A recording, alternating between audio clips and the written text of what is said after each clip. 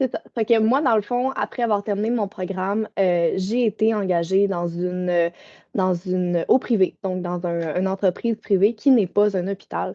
Je travaille actuellement dans une usine d'aluminium qui fait de l'aluminium antimicrobien.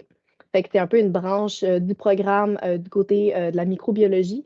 Donc, je vais travailler avec des bactéries, je vais travailler avec des surfaces. Euh, je trouve que c'est intéressant un peu de voir justement le côté non hôpital parce que je pense que la plupart des gens qui font ce programme-là se disent OK, ben, tu sais, la seule place où je peux aller, c'est travailler dans un hôpital. Mais il y a vraiment beaucoup de places à lesquelles on ne pense pas qui possèdent des laboratoires dans lesquels nous, on peut travailler parce que notre formation est tellement large puis couvre tellement de programmes différents. On couvre la patho, on couvre l'histologie, on couvre la banque de sang, on couvre la microbiologie. Tu sais, fait, il y a vraiment beaucoup de domaines qui possèdent des laboratoires ou qui possèdent euh, des, euh, des angles de carrière que nous, on peut aller puis rentrer à l'intérieur, mais qu'on on n'est pas nécessairement au courant. Fait que moi, c'est ça, j'ai été engagée là, comme stagiaire durant mon cours. Puis après ça, une fois que j'ai terminé, ils m'ont offert un poste pour que je reste avec eux. Puis c'est quelque chose de super intéressant puis que les gens ne pensent pas avoir.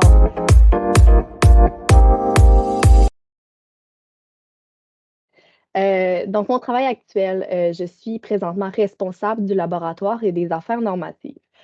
J'ai deux côtés à mon travail. Le côté laboratoire, donc qui est vraiment manipulation des bactéries, euh, s'arranger pour autoclaver les déchets avant de les jeter.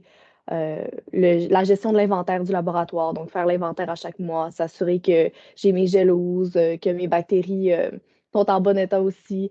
Fait que j'ai vraiment la partie du laboratoire, mais j'ai aussi la partie de tout ce qui est réglementation, normation, euh, les ISO, tout ce qui est environnement aussi. Euh, on essaye toujours de respecter l'environnement. Puis en tant que laboratoire, c'est sûr qu'on est beaucoup, c'est beaucoup un peu la gestion des déchets.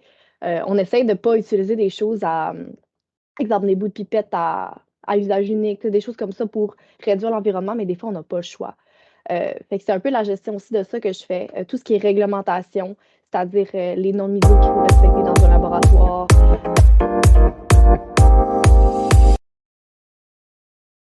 C'est sûr que, comme conseil, moi, je pourrais dire, ayez pas peur d'envoyer vos CV. N'ayez pas peur de prendre contact avec des places où vous n'êtes pas sûr si c'est exactement ça qu'ils ont besoin.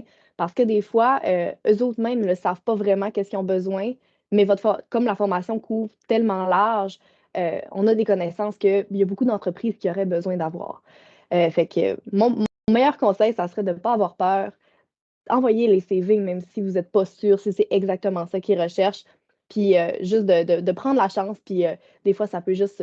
La chance peut nous sourire. Puis justement, c'est exactement ce qu'ils ont besoin. Puis vous trouvez un emploi là, que vous penseriez jamais avoir.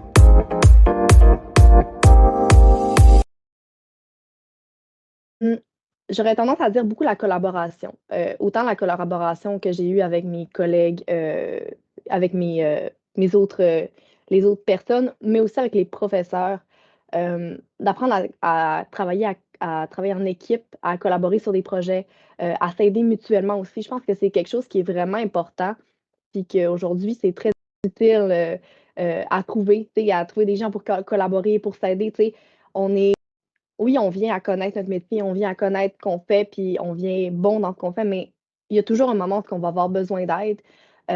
Ou est-ce que des fois, juste un petit quelque chose de nouveau, une nouvelle pensée, une nouvelle connaissance va nous apporter quelque chose de nouveau. Puis je pense que moi, c'est ce que j'ai le plus apprécié dans ce programme-là, c'est vraiment la connexion avec les gens, puis la connexion avec les professeurs, puis comment ça nous a amené à réfléchir autrement, puis à se dire, OK, ben oui, je travaille, je suis un individu, mais la collaboration avec les autres, c'est super important aussi. Puis je pense que c'est ça qui m'a le plus aidé puis le plus marqué aujourd'hui. Parce qu'aujourd'hui, je suis capable d'aller voir mes collègues puis de dire, écoute, j'ai besoin d'aide, tout ça. On pourrait-tu se voir, travailler ensemble, puis tu sais, essayer de régler un problème. Des fois, ça va deux fois plus vite. Fait que tu sauves deux fois plus de temps juste parce que tu as demandé de l'aide. Ok, je pense que c'est ça.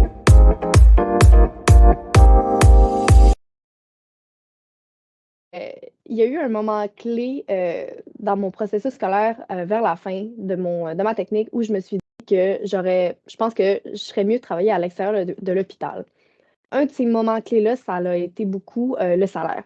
C'est sûr que quand on termine en tant que technologiste médicale, à l'hôpital, on a un salaire de base qui est super bon, puis tout ça, mais c'est sûr que quand on commence à regarder dans des emplois ou des entreprises privées ou des places qui ne sont pas alliées ou qui ne sont pas reliées nécessairement avec le CIUS, on se rend compte qu'il y a vraiment beaucoup d'opportunités, puis d'avancement aussi un peu dans les compagnies, dans ces choses-là.